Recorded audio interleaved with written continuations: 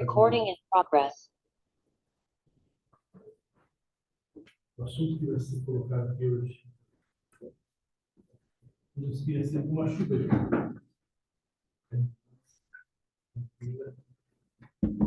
atenciosa, que penetra fundo nosso coração e nossa mente, ilumina a nossa jornada. Sejamos todos capazes de transformar o conhecimento aqui ofertado em sabedoria, em luz, em essência na nossa alma, para que possamos cumprir a jornada, uma ponte entre o humano e o divino, mas fazendo isso com um sorriso no rosto, sem peso.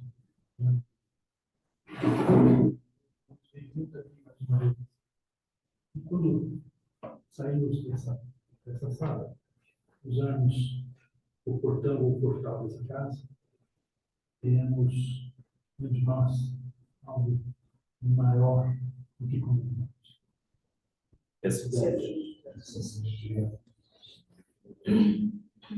Muito bem-vindos e muito obrigado por estarmos juntos nessa tarde chuvosa. Ainda bem que diminuiu o calor.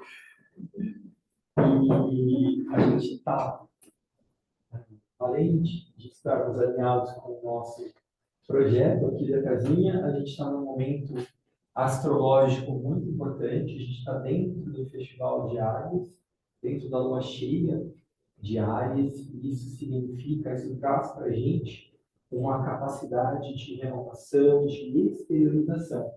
Então, a gente vai falar um pouquinho hoje sobre a exteriorização, a manifestação de uma consciência crística em cada um de nós e também, talvez, o reaparecimento desse grande representante da consciência crística que foi esse grande avatar, o Cristo. Então, a gente está num dia, num período do ano muito oportuno para contribuir com essa exteriorização. Primeiro dentro de nós, né? E depois, quem sabe, como grupo, que a gente consiga também exteriorizar outros, contribuir com a exteriorização de outros grandes seres, como vem acontecendo de tempos em tempos aí na nossa evolução planetária.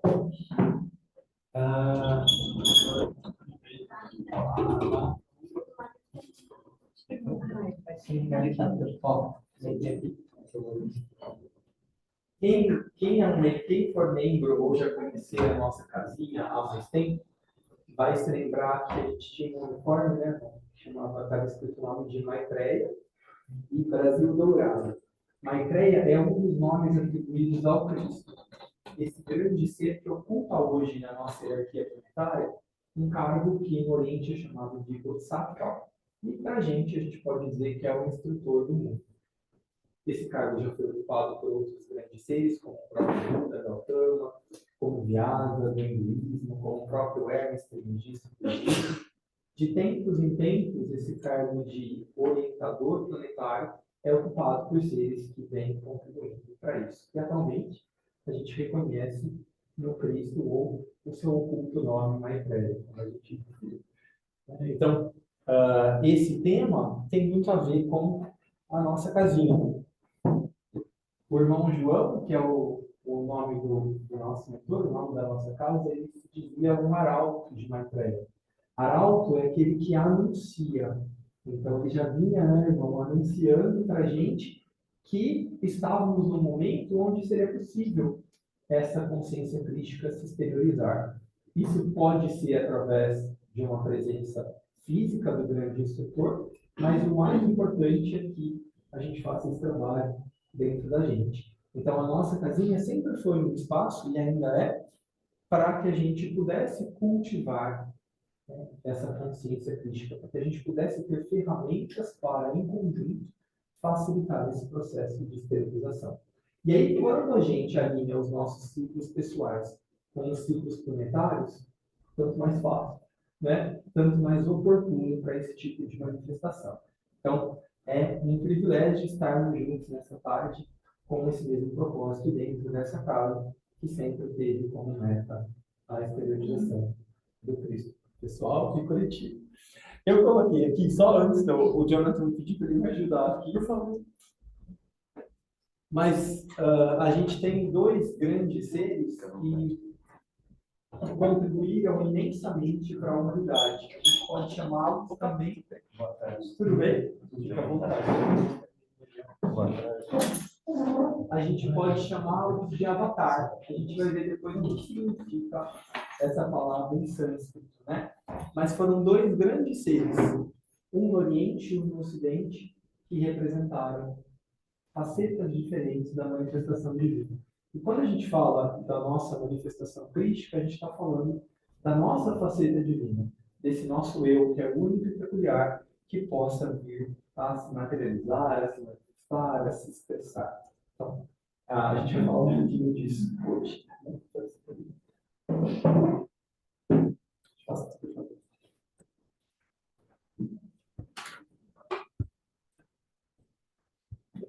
Dá um pouquinho primeiro. Isso, agora vai. Essa fala do Sr. Buda, para mim, é uma das mais importantes. Eu carrego sempre comigo, e sempre que eu estou fazendo algum tipo de palestra, ou curso, ou qualquer fala minha, eu costumo utilizá-la.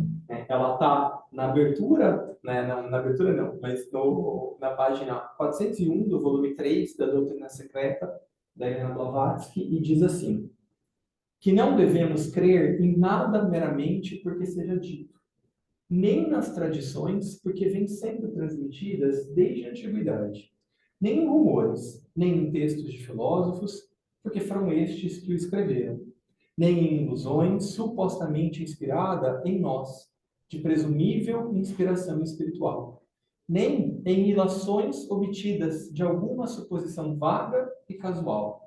Nem devemos crer na mera autoridade dos instrutores e mestres. Entretanto, devemos crer quando o texto, a doutrina, forem corroborados pela nossa própria razão e consciência. Vos ensineis a não verdes meramente porque ouvistes falar, mas quando houverdes crido de vossa própria consciência. Aí então deveis agir em conformidade e intensamente. Então, o que a gente vai passar aqui hoje é aquilo que a gente acredita, é aquilo que faz parte das nossas crenças, que para nós faz sentido, que tem um fundamento. Então, queria aqui fazer um convite, que vocês coloquem aí como uma possibilidade. Se fizer sentido, com as suas crenças, com o seu coração, com aquilo que tem de valor, que então possam agir em conformidade e de forma intensa com isso. Mas é sempre um convite ofertado. Muito bem. Obrigado, querido. Eu peguei uma frase aqui do Descartes, que é um francês, um filósofo francês, porque muito do nosso trabalho tem a ver com a busca por um desenvolvimento da mente. Se, por um lado, a gente tem alguns que dizem que a mente é assassina do real, também é verdade em um outro contexto, mas para o nosso estado de evolução é extremamente importante que a gente aprimore as faculdades da nossa mente, porque é através dessa mente concreta que é possível a gente construir a conexão, o contato com a nossa mente real, né? A alma, o Cristo, o ego, não importa o nome que a gente dê, ele habita nos níveis superiores de manas ou de mente. Então, o que a gente tem hoje de ferramenta? A nossa mente. A gente precisa aprimorá-la para então conseguir construir uma conexão com algo maior. Esse que eu coloquei, esse que ele foi extremamente importante para esse desenvolvimento mental. E ele dizia: para a razão bem funcionar, é necessário limpar o terreno da mente de todo preconceito. Como regra, é que eu não acolhesse jamais alguma coisa como verdadeira, se não a conhecesse evidentemente como tal. Isso é evitar cuidadosamente a precipitação e também a prevenção. Então, quando a gente toma as coisas como possibilidades, como um cientista que está experimentando, a gente não cai nem no erro de abraçar aquilo logo como verdade e nem no outro oposto de refutar, porque aquilo também talvez possa trazer alguma contribuição para a gente. Então, o nosso convite, o convite aqui da nossa casinha, é que vocês sempre desenvolvam esse olhar de observação, né? Como um cientista que vai experimentando. Deixa eu ver se isso aqui é legal para a gente, deixa eu ver se isso funciona. né? Sem abraçar logo de cara, mas também sem refutar logo de cara. E de nada incluir em meus juízos que não apresentasse tão clara e distintamente ao meu espírito, que eu não tivesse nenhuma ocasião de pô-la em dúvida. Então, a gente pegou uma referência do Buda, um sábio oriental, e também uma referência de um filósofo francês, materialista. Né? Aqui também uma outra frase do Allan Kardec, que foi o codificador também francês da doutrina espírita. Pode passar, por favor.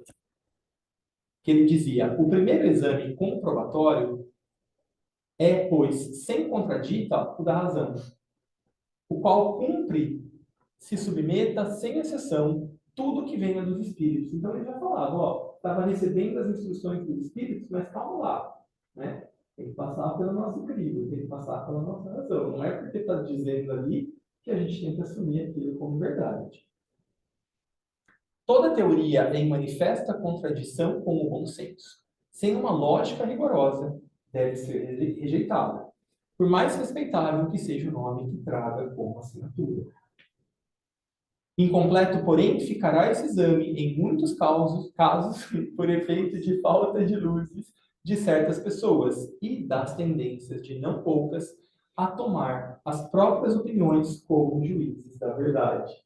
Então, que a gente se lembre constantemente disso, né? Assim sendo, que hão de fazer aqueles que não depositem confiança absoluta em si mesmos? Buscar o parecer da maioria e tomar por guia a opinião desta? Não, né? A gente tem que ser o nosso próprio Cristo. Vamos lá. Então, por que a gente está falando sobre a razão? Por que nós trouxemos esses três grandes pensadores? Porque a gente é o único reino dotado de razão.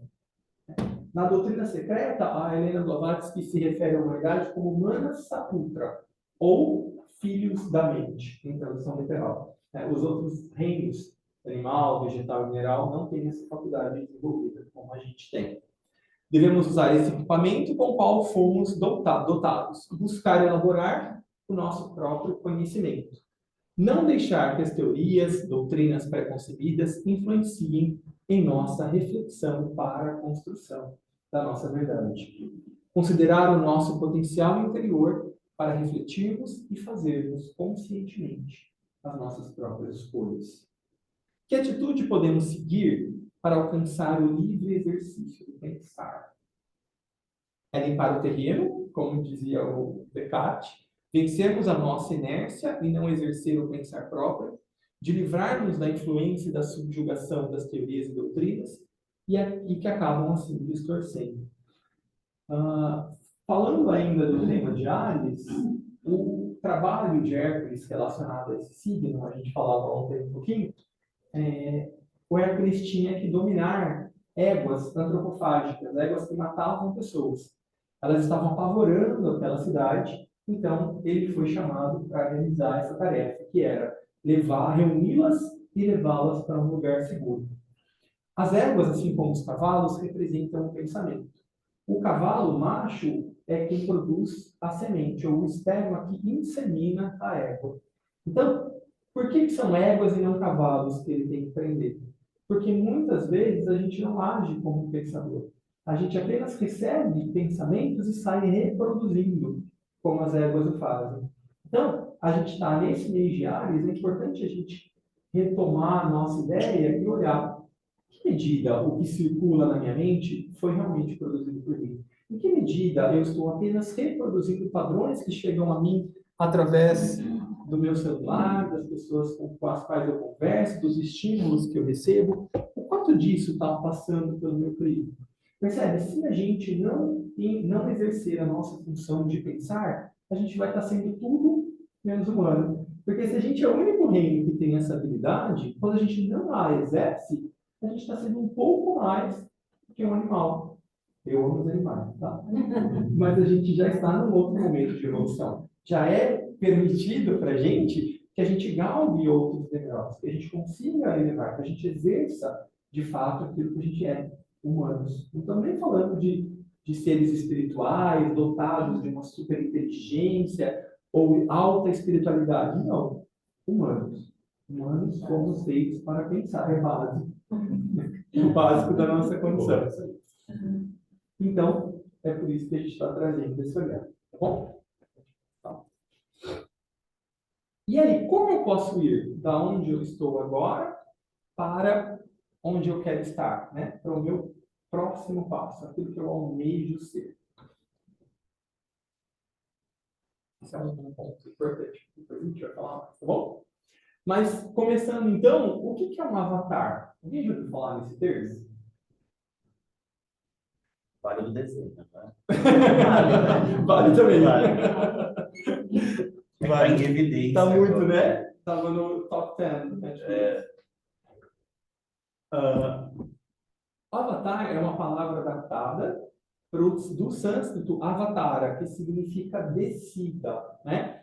Ava é algo que vem de longe e tara é atravessar. Então, é a presença de um ser que vem de um lugar distante, atravessa o mundo das ilusões e vem à manifestação aqui com a gente, né? É a descida ou travessia do Cristo universal, do plano espiritual para o material. Na verdade, assim, né? A gente estava falando do reaparecimento do Cristo, da consciência crítica, mas qualquer avatar, né? Não só do Cristo. Qualquer um desses grandes seres que, por amor e por necessidade da humanidade, vem à manifestação, é um avatar. Em maior ou menor grau, mas é um avatar.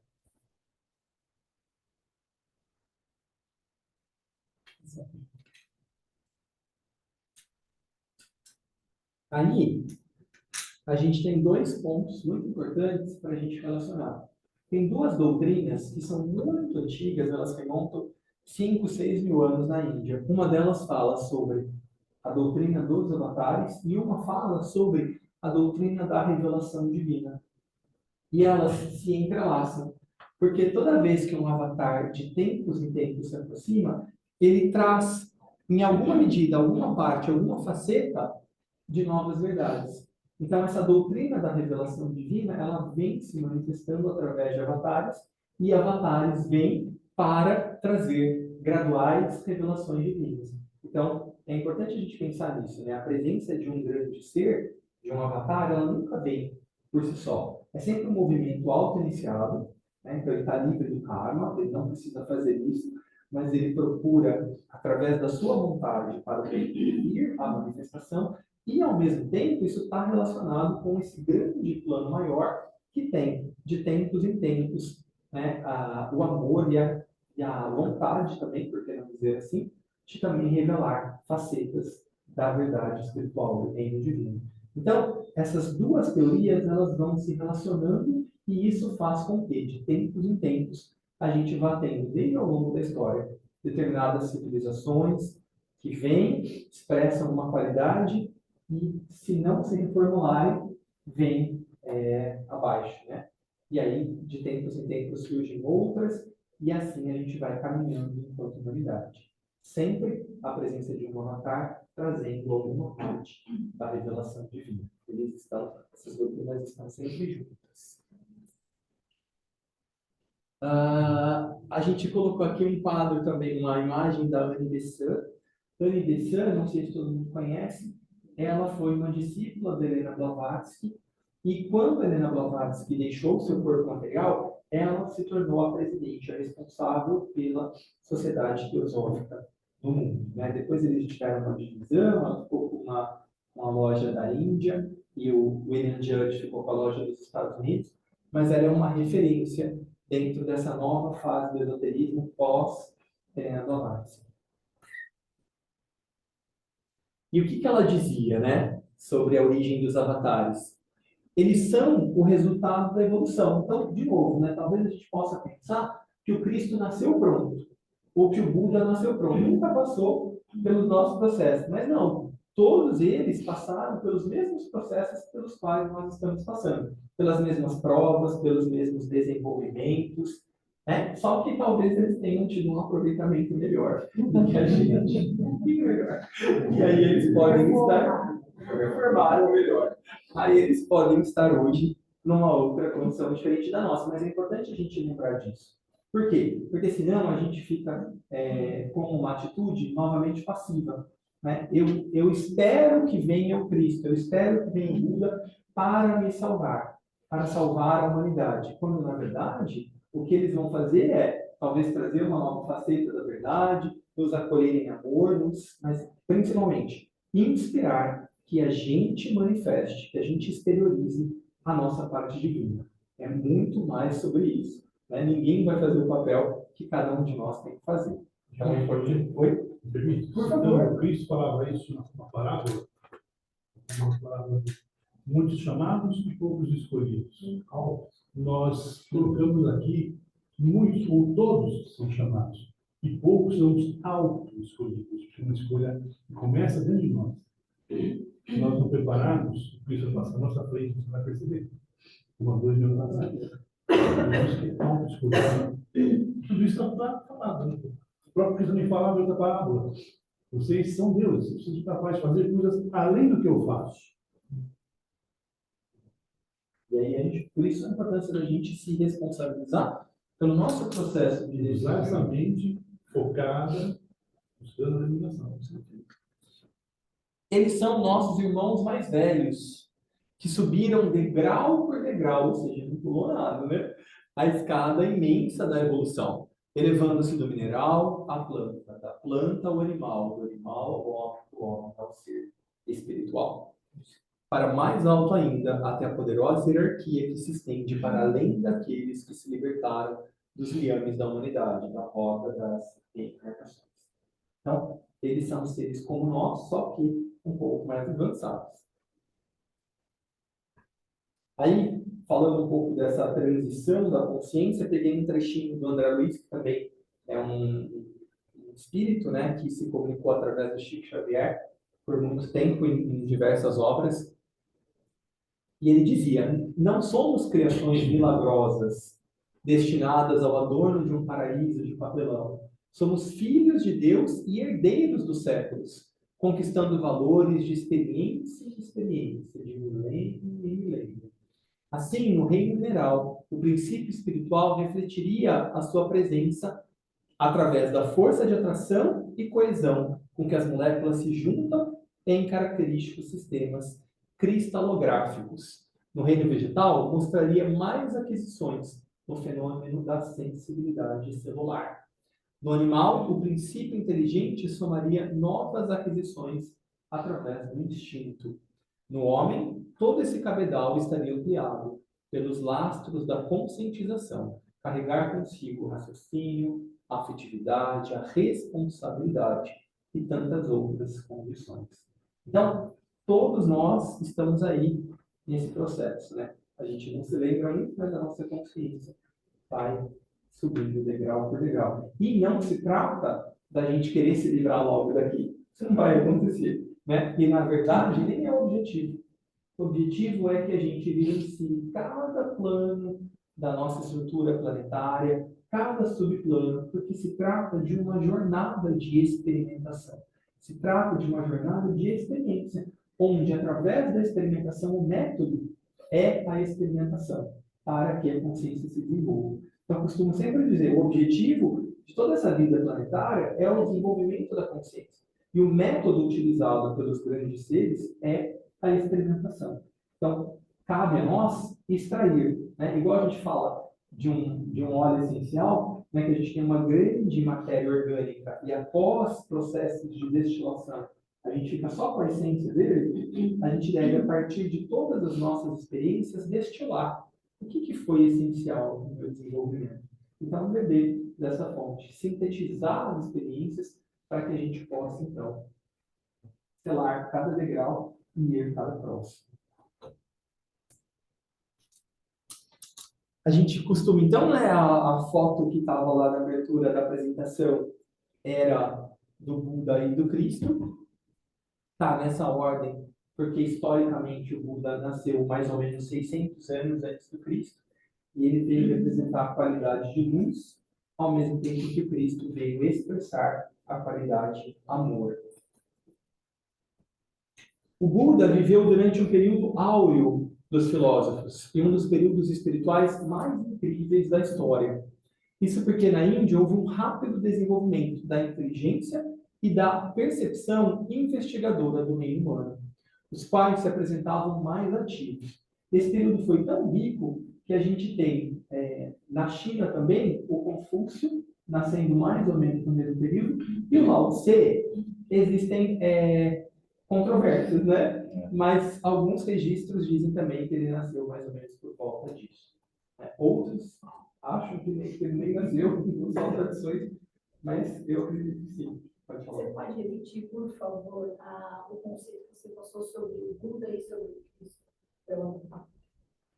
Os dois são considerados os dois maiores avatares que a gente teve, as duas grandes representações. O Buda veio para ser a expressão da qualidade de luz e o Cristo a expressão da qualidade de amor. Isso aqui é muito importante a gente pensar, por quê? Porque existe uma lei que rege essa doutrina da revelação e a doutrina dos avatares, que é a lei da invocação e da evocação, ou resposta. Então, o que fez com que o Buda, um dos fatos que fez com que o Buda viesse à manifestação, além da sua própria vontade, sendo um avatar, foi essa demanda invocativa. Ou seja, inúmeros investigadores, pensadores, filósofos na Índia se questionavam, porque a Índia, há muito tempo, é um país de grandes contrastes. Você tem toda essa atmosfera espiritual, você tem grandes expoentes, hoje, inclusive, né, da tecnologia, de diversas áreas do desenvolvimento, científicas, e uma extrema pobreza. Então, esses pensadores e filósofos, eles estavam se questionando, porque eles conviviam com essas duas realidades. Por que de tanto sofrimento? E através dessa demanda invocativa, a hierarquia responde. Então, ela respondeu através desse grande ser. Ela respondeu através desse grande ser que escolheu voluntariamente vir à manifestação para evocar ou responder a essa demanda evocativa. E o que ele fez para a gente? A gente fala sempre aqui na segunda-feira, né? Através das 4 novas verdades e, então, o caminho óptico. A gente vai falar um pouquinho delas. Dizia, então, que a origem do sofrimento estava na nossa identificação com as coisas materiais, com os desejos, em considerar que após a existência terrestre como de principal importância e de não ter um exato senso de valores.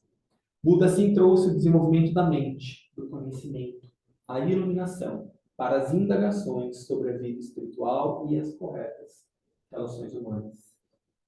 Tudo bem até aqui? Então, havia um contexto de crise para o aparecimento do Buda, além dessa demanda invocativa. É importante pensar, esses grandes seres, eles vêm em determinados contextos específicos, né? Dor, miséria em todo canto, o rápido desenvolvimento da inteligência e dessa percepção investigativa do gênero humano. Então, a invocação para esse avatar foi feita por um grupo de pensadores e filósofos da Índia, representando os pensadores de todos os países até então, né?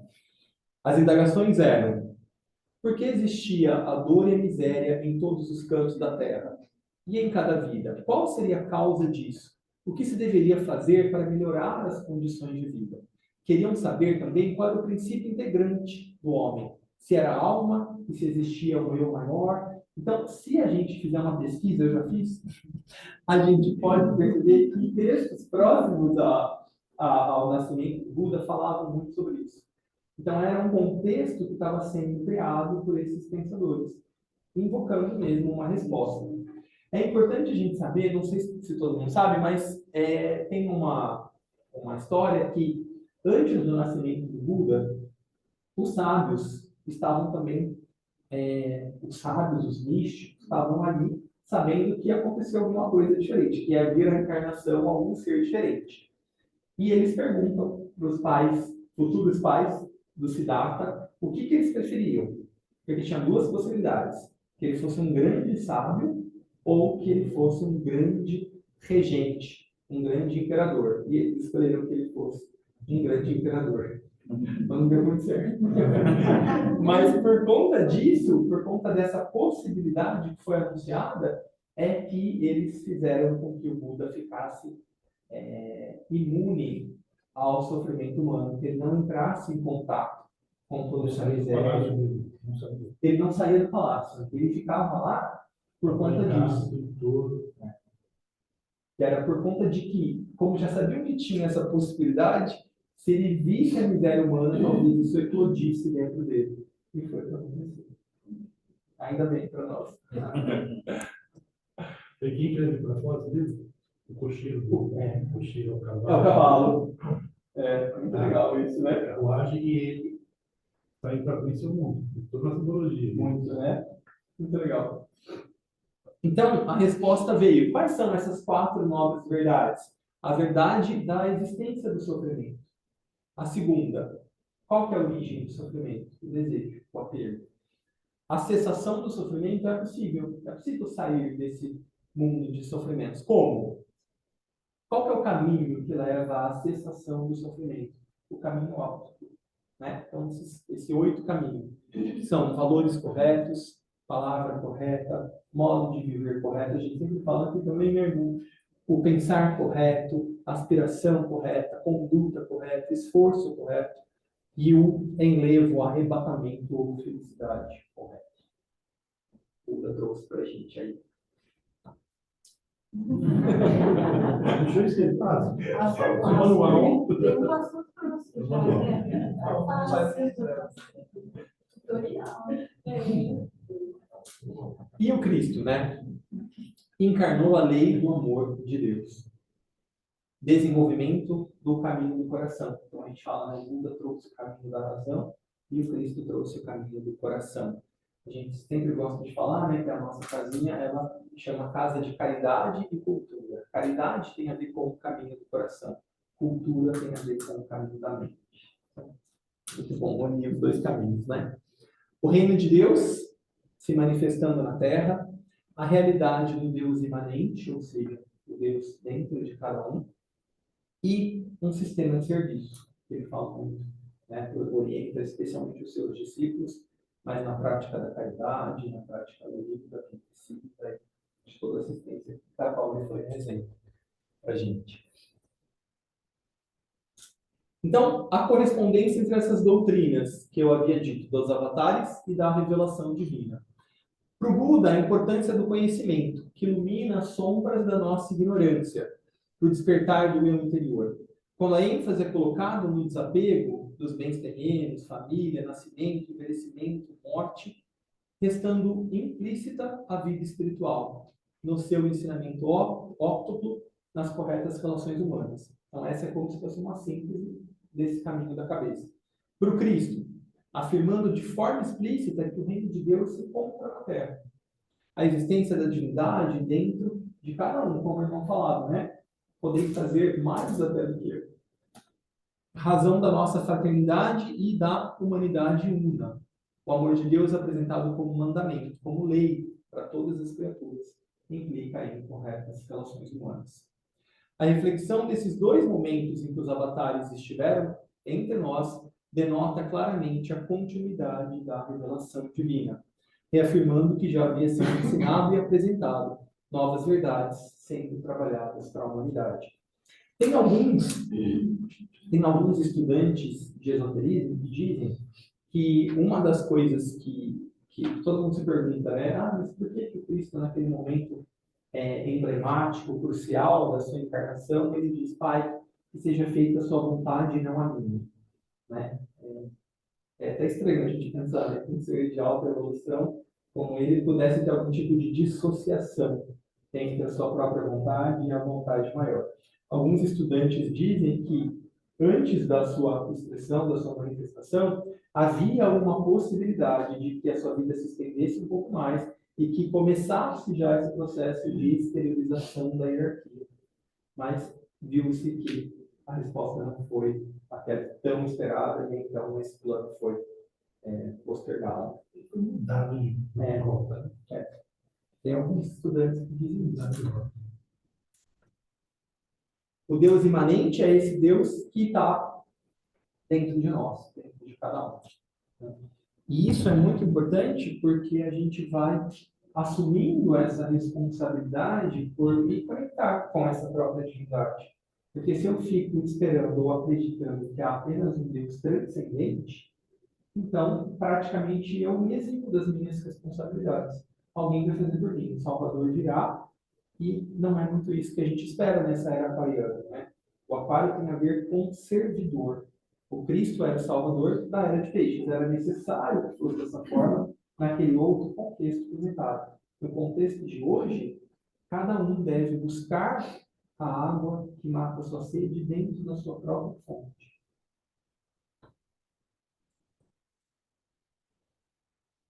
Essa relação, né, entre o Deus imanente e o Deus transcendente.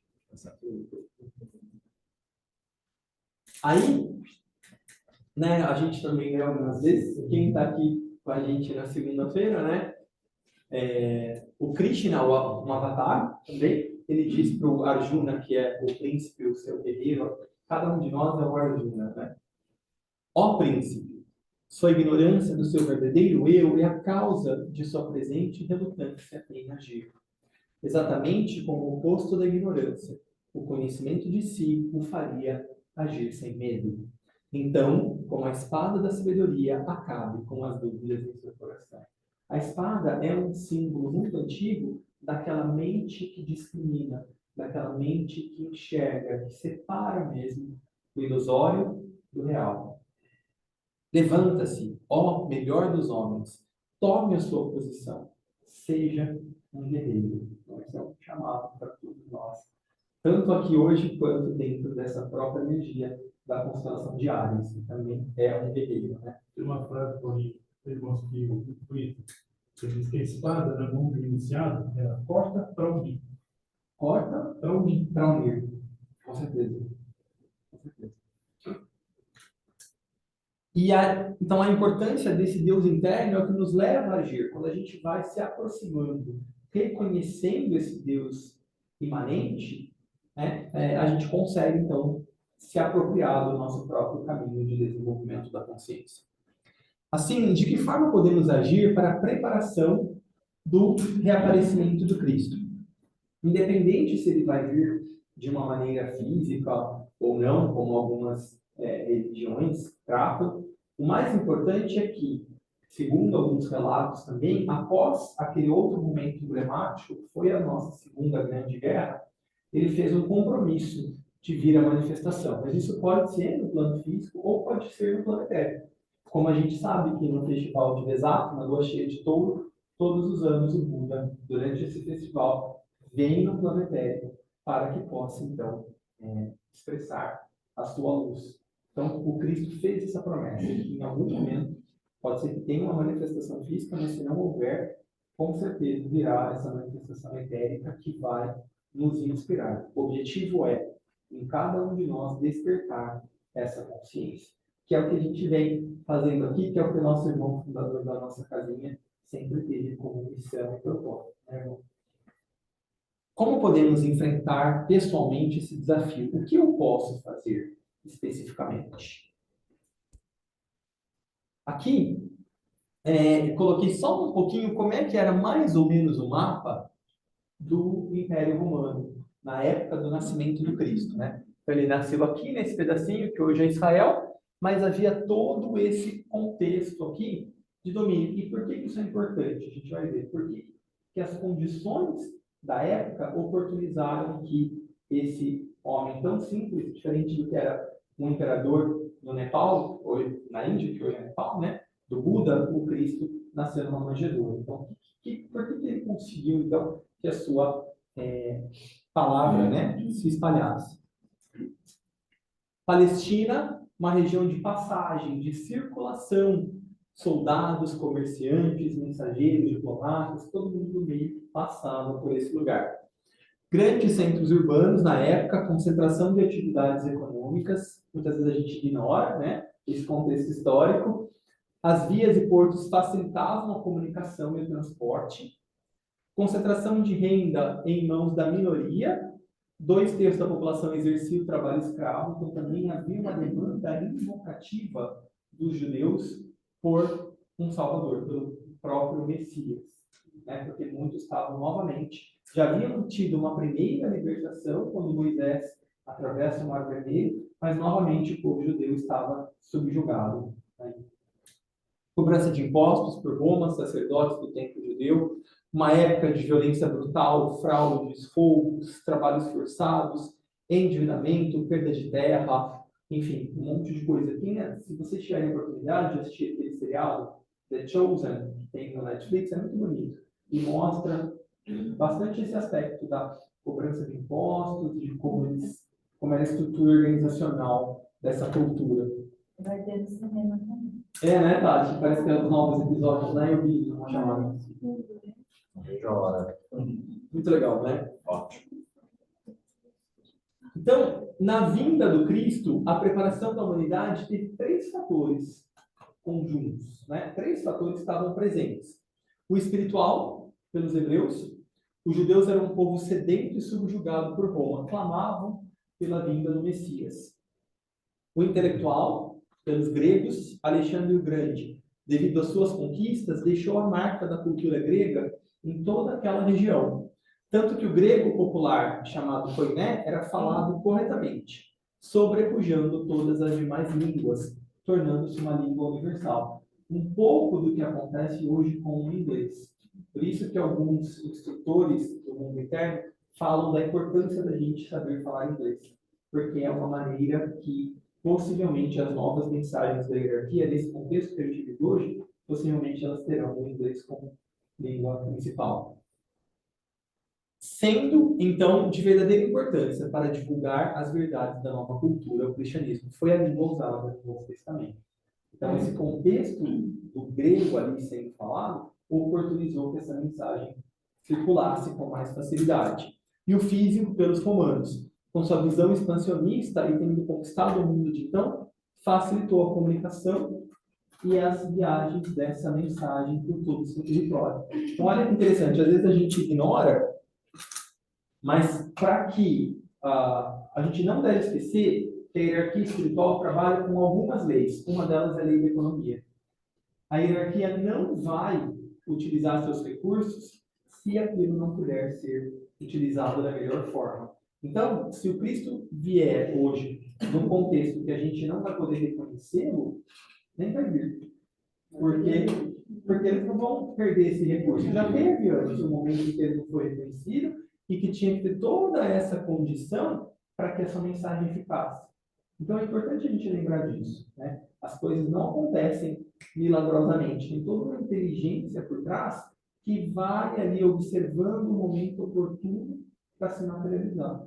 Então, lembra sempre disso. A hierarquia trabalha também através da lei da economia. Então, qual que é o contexto hoje que a gente vive, né? Não se sabe em que lugar e se de fato ele aparecerá fisicamente. Existem muitos elementos que estão presentes hoje que estavam também naquela outra oportunidade. Há muitos elementos novos, como o avanço da ciência e da tecnologia, a facilidade de viagens e comunicação ao redor do globo. Organizações como a Organização das Nações Unidas, Conselho de Segurança, grupos de ação comunitária como a Cruz Vermelha, Médicos Sem Fronteira, enfim. Existe uma estrutura hoje que talvez oportunize essa consciência vir à tona.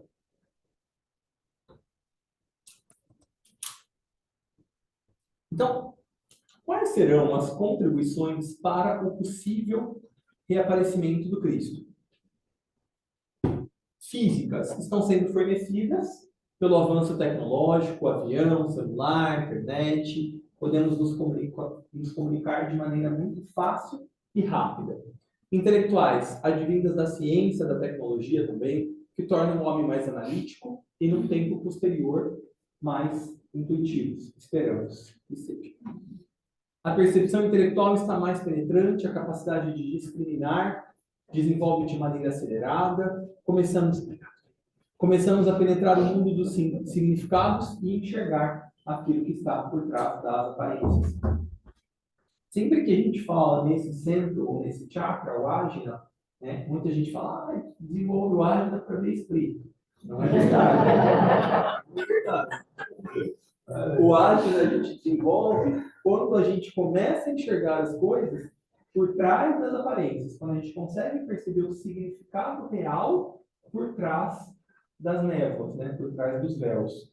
Então, a gente está no momento em que esse desenvolvimento todo tecnológico, científico, ele tem muito a ver com esse chakra aqui, que é o chakra da garganta. Esse é o chakra do pensamento concreto. E esse aqui é quem vai fazer depois a ponte para esse, que é o chakra do pensamento intuitivo, né? Daquilo que a gente entende como espiritual. Então, a gente está hoje no momento da humanidade em que esse chakra está muito ativo. E algumas pessoas estão buscando esse desenvolvimento através do quê? Pensamento filosófico, através do cultivo do pensamento esotérico, através desse olhar que vai para além das aparências. E as contribuições espirituais? Quem irá dar? Quem irá dá-las? Essas contribuições espirituais tem que vir daqueles que estão buscando esse despertar. Não adianta a gente pensar, né, de novo, que vai vir alguém e vai salvar. Né? A gente precisa se apropriar, se empoderar da nossa responsabilidade e ser os pioneiros a trazer essa consciência à manifestação. A era de Aquário, né, a água da vida, a gente até leu na segunda-feira passada, acho que foi você, né? Entendeu? Um texto que falava que o Cristo, logo após esse período de Páscoa, ele fala: vocês vão me encontrar quando vocês virem passando um homem com um jarro, né? É um símbolo. Entre naquela casa. Entre naquela casa, vá para o andar de cima, né? Então, todas essas pistas possíveis dessa manifestação que a gente está vivendo hoje, nesse início da era de Aquário. Né? Então, de novo, a gente não tem como afirmar se ele vai se manifestar fisicamente, e nem deve ser esse o nosso objetivo, né? Ficar lá igual o pessoal que fica lá na praça, né? Jesus vai voltar, não se trata disso. Se trata da gente perceber o contexto e a gente, então, entender que a gente está realmente num momento de transição e fazer a nossa parte para esse contexto, né? Para que a nossa, se a gente conseguir, em alguma medida que seja, que o nosso Cristo interno se expresse, a gente vai contribuir com essa consciência planetária para vir à manifestação e aí inspirar outras pessoas. Pode ser que nem venha fisicamente o Cristo, mas essa sua presença nos níveis etéricos, aliada à das pessoas também despertando aqui, promove um clima onde isso seja possível para mais pessoas.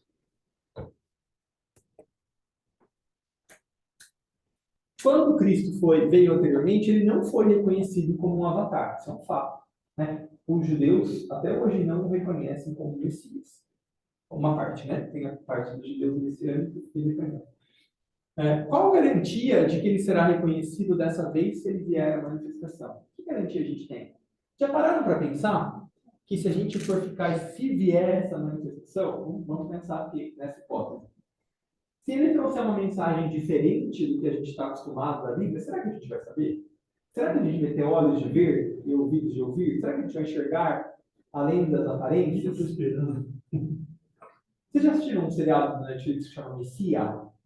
É muito legal também. Muito bom, né? Porque ele traz uma perspectiva, ele não afirma nada. Mas ele traz uma perspectiva de, e se for? A gente tem um pouco de preconceito com os muçulmanos. E se ele for nascido lá? Quem sabe? Eles também esperam um Messias, o Imam Mahdi. Né? Eles também estão esperando alguém que venha. Existe um clamor mundial. Todas as religiões esperam. Todo mundo espera. Então, será que a gente vai saber reconhecer se ele não usar a linguagem que a gente está acostumado? Né? Um outro ponto que os ensinamentos do tibetano falam é que ele vai, se ele vier a manifestação, ele vai aproveitar a área do pensamento humano que tiver melhor desenvolvida. E se for a ciência e a tecnologia? Será que a gente vai reconhecer um grande pensador, um grande cientista, ou a gente vai querer que seja um religioso, como foi na Era de Peixes, que era do sexto raio, que era através da devoção religiosa? Então, Lógico que pode. mas a ciência e a tecnologia, apesar de ela ser extremamente desenvolvida, ela não é acessível a todo mundo.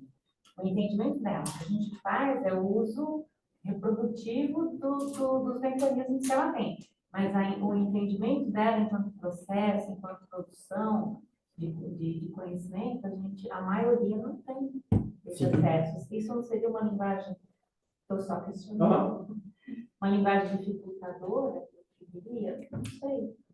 Eu penso que o estímulo hoje que é dado, se você pegar uma linha do tempo e você perceber como foi feito esse desenvolvimento tecnológico nos últimos anos, é assustador. Sim, Né? sim. E a proporção é cada vez grandes mudanças em menos tempo. Então, é a minha opinião, tá? Para mim, parece que hoje há um movimento dos grandes seres olhando para isso. Porque, para mim, nada justifica uma aceleração tão rápida em tão pouco tempo. Me parece que há um olhar dos grandes seres para isso, me parece.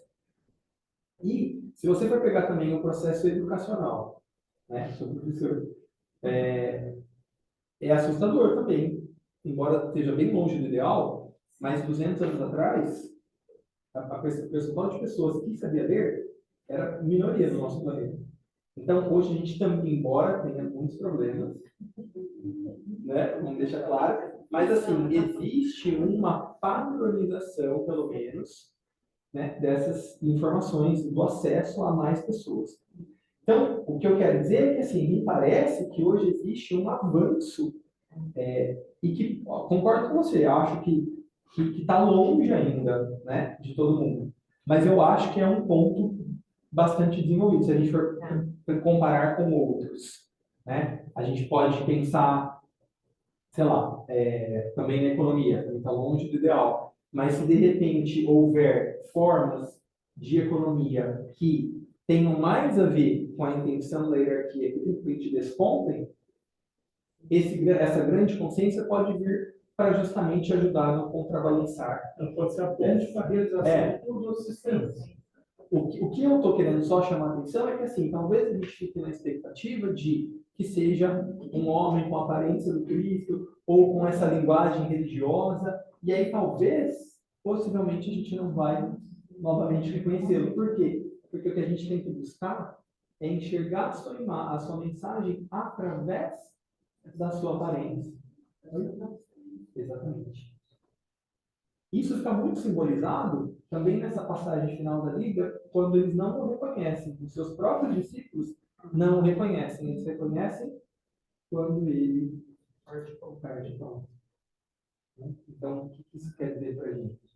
Que a gente também olhe por trás das aparências, que a gente consiga perceber o que tem ali, de fato, de espiritual. O que é possível a gente inferir do comparativo apresentado entre essa época antiga e as situações que se apresentam hoje? É possível enxergar algum diferencial positivo para o possível reaparecimento do Cristo e o seu consequente reconhecimento por parte de nós, humanidade? E o desafio de agora, será que para ele vai ser maior ou menor? Tendo mais pessoas acesso à informação, tendo mais pessoas acesso à comunicação? A gente não tem essa resposta. É para cada um, É né? para a gente pensar. Desculpa. Muitas fake news, tudo isso, né? Isso corrobora com o que eu estava dizendo. Com certeza. Por exemplo, a internet é uma manifestação batânica já. Já E eu não tenho dúvida. Agora, vamos lá. Como que a imensa maioria da população usa a internet? Para que fim? Uma tecnologia de altíssima ponta, né? Bacana, mas a maioria usa para quê? Só para fazer bobagem. E reproduzir, né? Reproduzir comportamentos. Exatamente. Quantos é para aprender, por exemplo, eu sei, eu pesquisar um livro, estudar um assunto como esse? Está tudo lá. Mas quantos por cento vão buscar isso? E quantos sites que não dizem nada, só sustentam esse âmbito? Então, ela está presente, como luz e sombra o tempo todo. Depende de como é que nós vamos conectar a luz com a sombra. E esses obstáculos, né? Isso é um obstáculo real, porque se a gente pegar o próprio algoritmo, ele só leva a gente para reproduzir aquilo que a gente gosta. Reforça dentro o que tem a possibilidade de ser uma manifestação avatarica aquariana mesmo, né? De conexão, de tempo, se a gente não perceber, não tiver consciente, ele empurra a gente para mais do mesmo. E aí deixa de ser aquariano, né? A gente reproduz modelos piscianos. E eu acho que tem um certo controle também, né? Além disso, na inteligência artificial, eu uso para produzir textos, né? E eu fui falar do Hamas e ele não, ela não quis responder. Ela não me fez, enquanto eu não tirei o nome do Hamas. Ela falava assim, o Hamas é um grupo terrorista, então ela quer dizer, já está alguém determinando que isso não faz nem sentido, né? Quem vai quebrar isso é você. E eu não ia fazer apologia nenhuma, mas Não, Eu vi uma vez, né? Uma vez episódio pra gente, eu curti pra cá. Você tem que isso, você sair não dessa pode falar matriz. disso. Então, algumas metas para que a gente possa contribuir com essa manifestação crística. As corretas relações humanas, então, à medida que a gente vai se relacionando mais de uma forma correta, o que é isso? Uma relação pautada em valores, pautada em respeito, pautada no reconhecimento do outro eu, do meu companheiro, de quem está comigo, como o outro eu, porque a gente tende a achar que o outro é um objeto para satisfação das nossas necessidades. Então, a gente tem um olhar realmente de respeito, de reconhecimento do outro como uma outra divindade, assim como eu sou. Né? A entender melhor essa lei do renascimento, né? E essa lei do renascimento não se trata apenas de, eu acredito em reencarnação, não se trata disso. Né? Como é que funciona esse renascimento dentro da minha própria existência? Quantas vezes a gente morre dentro da nossa própria vida? Quantas vezes a gente precisa estar conectado com certos ciclos para promover renascimentos dentro de nós? E também essa ponte, né? Promover essa ponte entre o Oriente e o Ocidente. O próprio Cristo foi quem inaugurou isso, porque o cristianismo é uma religião hoje essencialmente ocidental, mas ele nasceu no Oriente. Né? A própria Helena Blavatsky, que hoje, né, nasceu no Oriente e trouxe esse conhecimento para cá, para a gente ocidental. Tantos outros fizeram, né? Krishnamurti, depois veio morar aqui no Ocidente, o Yogananda, enfim, vários outros grandes seres do Oriente. O antigo hemisfério do cérebro, né? Sim. A Terra também tem dois hemisférios. O Oriente e o Ocidente. A junção interessa para nós. Principal objetivo disso tudo: ressuscitar o espírito na humanidade, o caminho de retorno da espiritualidade, tornando público o existente reino de Deus. Como é que a gente faz isso? Cada um de nós expressando a sua própria divindade. Muitos filósofos dizem que não existe Deus sem a sua criatura, sem a sua manifestação. E se algum de nós não for essa manifestação, não expressar a parte que cabe única e exclusivamente a si representar, essa tapeçaria vai ficar incompleta. Então, para a própria expressão da divindade, é importante que cada um de nós expresse o nosso melhor, faça a nossa melhor parte. 3 grandes centros estão em cada vez mais atividade, oportunizando esse aparecimento. A humanidade, né? Pegando esse trechinho da grande invocação, o centro que chamamos raça dos homens, a hierarquia espiritual, o centro onde o amor de Deus se encontra plenamente ativo, e Shambhala, o centro onde a vontade de Deus é conhecida. Fazendo uma analogia, é como se fosse a gente, personalidade, a nossa alma e a nossa mônada, ou o nosso espírito. Então, hoje, de novo, né, a partir da Segunda Grande Guerra, há cada vez mais crescente, segundo os ensinamentos esotéricos, uma atuação maior de Shambhala, desse centro mais elevado. Aí, olha que bonitinho, sabe fazer tão bem.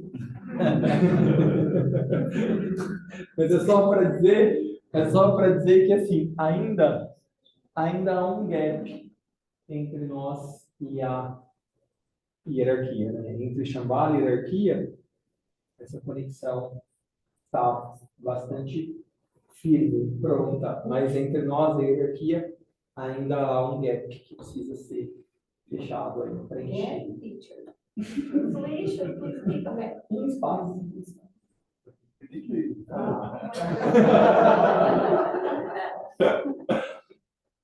Então, algum preceito de várias doutrinas que deixaram o seu legado aqui na Terra.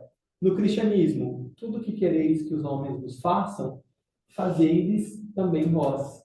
No budismo, não magoeis os outros com aquilo que magoa a vós. No hinduísmo, não faças aos outros o que se feito a você lhe causaria dor. No Islã, nenhum de vocês é crente até que seu amor por seu irmão for maior do que o amor que tem por si mesmo. Olha que bonito, né? A gente fala bastante aqui também na casinha do sufismo, que tem grandes pensadores e é a linha mais mística, esotérica do Islã. Então, a gente, às vezes, aqui, pegando o que a Mônica falou, né, às vezes a gente tem aqui no Ocidente uma visão muito limitada de toda essa cultura. Né? O povo árabe, ao longo do tempo, trouxe muitas contribuições para o desenvolvimento da humanidade, e inclusive nesse âmbito espiritual. Há muitos grandes pensadores muito importantes. No judaísmo, o que é odioso a você, não o façais aos outros. No taoísmo, considere o ganho do seu vizinho como seu próprio ganho. E considere a perda do seu vizinho como sua própria perda. Então, o que é isso? Né? Qual que é o ponto em comum entre todos eles? É acentuar o amor e a boa vontade, que são as bases para as corretas relações. E também para treinar o nosso olhar. Então, claro, cada uma dessas grandes religiões, ela nasceu a partir das suas próprias demandas culturais, características dos seus povos. Então, por isso elas têm certas diferenças. Mas todas elas trazem no seu íntimo, né, a mesma verdade. Então, se a gente continuar olhando para as aparências, a gente vai, com certeza, ter material para refletir sobre as diferenças. Mas se a gente buscar aquilo que está por trás das aparências, a gente também vai ter referências para entender que todas elas falam a mesma coisa. Oi, me lembrei de um seriado. Agora a Netflix tirou, chamado Grande Guerreiro Otomano. Eu assisti também. Eu assisti durante a pandemia, os 500 e lá vai, pedrada, episódio. Eu acho que eu assisti todos. Eu não consegui.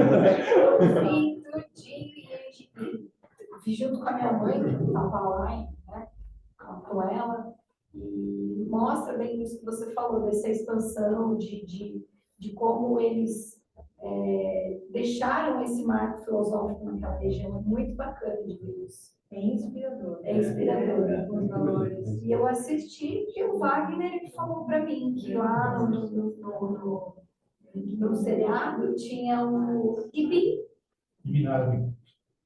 Ibn Arabi. Eu já falo falando outro jeito. Também que eu pronunciei. Repete, por favor. Ibn Arabi. Ibn Arabi. Tem o personagem dele e ele funciona como se fosse alguém que lembra da espiritualidade o tempo todo para os muçulmanos. Olha, tem a guerra humana, mas existe a guerra interior. Vamos trabalhar as duas coisas. Legal, né? Aqui eu coloquei uma imagem de uma orquestra para representar que quando a gente pensa em corretas relações humanas, a gente não está pensando em um coro que está todo mundo cantando a mesma nota uniformemente. Né? A gente pensa justamente em diversidade. A gente pensa que é um coral. Né? A diferença é uma sinfonia. A diferença entre coro e coral é que no coro está todo mundo na mesma nota. No coral, não. Né? Então, o que a gente espera com as corretas relações humanas? Que cada um expresse a sua própria nota pessoal. E que ainda assim, ainda que eu tenha a minha nota pessoal, ela esteja alinhada com um propósito maior, ela esteja alinhada com o todo. Com a harmonia. Exatamente, com a harmonia. Paulinho, nas épocas antigas, a casinha tinha coral. Tinha, o Renato participava, né, Renato? A gente Ai, que legal. E aí, falando em aquário, não tem como a gente não pensar em serviço de grupo, em consciência de grupo. Né? Quando a gente pensa em consciência de grupo, a gente não está falando em consciência de bando, como é no reino animal, onde certos movimentos são executados para o bem do grupo, mas de forma inconsciente. A gente passa depois, então, pela autoconsciência, que é mais ou menos o período que a gente está hoje, em termos de consciência na humanidade, mas a nossa meta é a consciência interdependente, onde cada indivíduo está pleno, consciente do seu papel mas ele entende também o papel do grupo. Qual que é o seu lugar dentro desse grupo? E aí, então, a gente entende como é que é essa potencialização do serviço, né? Tem até uma música que diz que 1 mais 1 é sempre mais que 2. Porque quando há uma conexão, né, a gente vai potencializando as energias. Por isso que a formação grupal é tão importante nesse novo modelo aquariano. Porque, como a Betinha falou na nossa meditação, individualmente a gente não consegue acessar ainda certos níveis de consciência. Mas quando a gente está em grupo, né, o potencial, a qualidade que já foi minimamente desenvolvida em cada um de nós, ela vai se unificando. Então a gente constrói um tipo de harmonia e consciência grupal que aí consegue atrair a atenção dos grandes seres. A gente pensa muito, né, na era de peixes, aquela vida, a gente estava até falando hoje de manhã sobre isso, né, dessa coisa monásica, de lamastérios, esse caminho muito solitário da busca do desenvolvimento, né? E a gente percebe hoje que mudou um pouco a ênfase da hierarquia. E o trabalho hoje, a vida deve ser feita através de um esforço grupal, diferente do que era antes. E aí tem um provérbio útil que diz: não ande atrás de mim, talvez eu não saiba liderar. Não ande na minha frente, talvez eu não queira seguro. Ande ao meu lado, para podermos juntos caminhar. Isso é um ideal aquariano para a gente, né? A gente costuma dizer que nesse contexto aquariano, o líder não é uma pessoa. O líder deve ser sempre o propósito. O propósito deve ser o agente que unifica o grupo. E é para ele que a gente, quando a gente estiver em dúvida sobre qual decisão tomar, qual é o propósito? Olha para essa missão. E aí a gente consegue tomar decisões mais corretas, mesmo que algumas vezes sejam dolorosas para outros membros. Alice Bailey, que foi amanuense, do mestre tibetano, trabalhou desde 1919 até 1949 com o mestre tibetano. Ela era instrutora da Sociedade Teosófica, e aí começou a receber esse contato com o mestre. No início ela refutou: eu não quero trabalhar com isso, estou bem aqui com a minha família. Mas aí depois ela foi solicitada por um outro instrutor com o qual ela tinha tido contato anterior, e que ela não sabia direito o que era aquilo, se era sonho, se era verdade, mas quando ela viu aquele homem de novo, ela reconheceu, e aí ele falou: por favor, você veio para isso. E eu sou super fã dela, porque ela teve muita disponibilidade para que esse ensinamento chegasse até nós, e muita entrega, e muito ela escreveu também, além desse contato com o mestre tibetano, ela também escreveu livros, né? E era uma pessoa que tinha super pouca instrução, mas escrevia com sabedoria. É muito bonito ver o processo da você foi uma pessoa muito fervorosa, com catolicismo, e a transição de ampliar a forma de chegar ao mundo. É muito bonito. Né? E aí o que a gente vem percebendo, fortalecendo, reconhecendo diversos movimentos ao redor do mundo, é o que a gente chama de novo grupo de servidores do mundo. Então, são diversas pessoas ao redor do planeta que têm esse mesmo objetivo. Não importa qual religião seja, não importa que fé, raça, etnia, cor, condição social, são diversos indivíduos e grupos ao redor do mundo que têm cada vez mais se juntado para, em alguma medida, contribuir com o processo de conscientização do planeta. Então, a gente usa muito nas nossas meditações essa fórmula, né? essa imagem como uma rede de trama triangular, porque ela representa o nascimento dessa consciência. E, à medida que a gente conseguir fazer, realizar, expressar essa rede de luz, aquele gap, aquele espaço entre a hierarquia e a humanidade vai ser preenchido.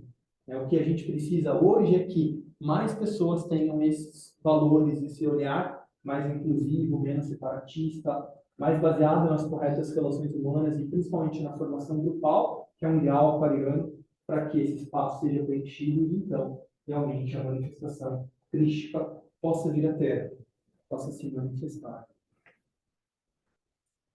Acabou? Ah, então tá bom. A gente tem um tempinho, se alguém tiver alguma dúvida, se alguém tiver alguma contribuição. Eu quero falar, eu vi essa imagem e eu lembrei que acho que foi 10 anos atrás, eu ouvi uma médium, que era espanhola, e ela falava que o mundo já era para estar destruído, que era essa rede de amor, que dava sustentação, que ainda não tinha mundo, e senão o mundo já estaria destruído, já estaria destroçado. Olha que eu vi a imagem, não lembrei, fiquei emocionada. Legal. A gente, na Lucis Trust, que é uma escola de pensamento que a ele fundou, existe um booklet, uma apostila, um livrito, sobre esse novo grupo. E eu até tenho depois a gente conversa aqui com o Wagner, eu até tenho uma apresentação só sobre o novo grupo, o papel dele, a formação, a que ele se destina, porque também é importante a gente reconhecer um pouco melhor isso, porque senão também fica só uma imagem, né? É importante a gente saber como que eu posso, se eu já consigo fazer parte disso ou não, precisa ter uma filiação, óbvio que não, né? Mas as ideias às vezes se distorcem dentro da gente e a gente, é importante quanto mais a gente saber para a gente se apropriar e executar a nossa parte.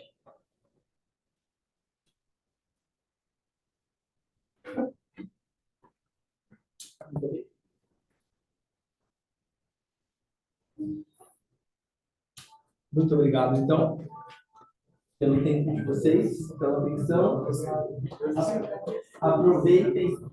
Aproveitemos as energias diárias, que tem a ver com a manifestação.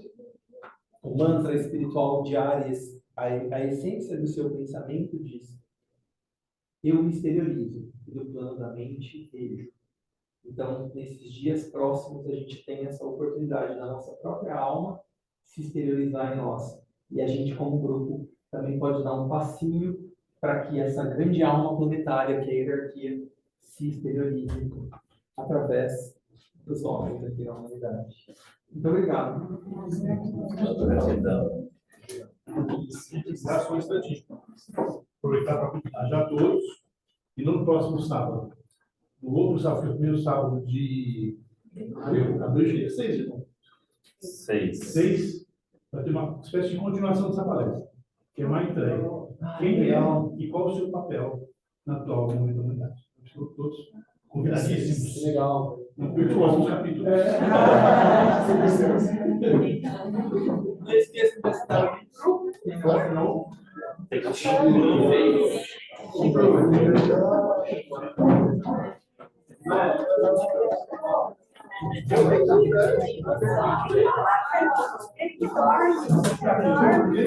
Obrigado.